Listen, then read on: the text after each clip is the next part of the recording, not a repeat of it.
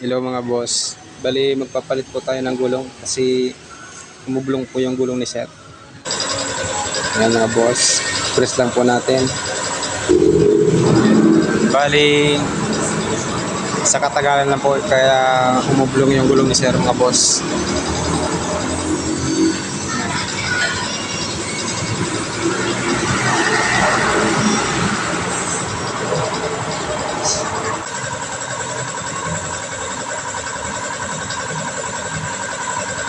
Bali salpak lang po natin mga boss yung bagong gulong.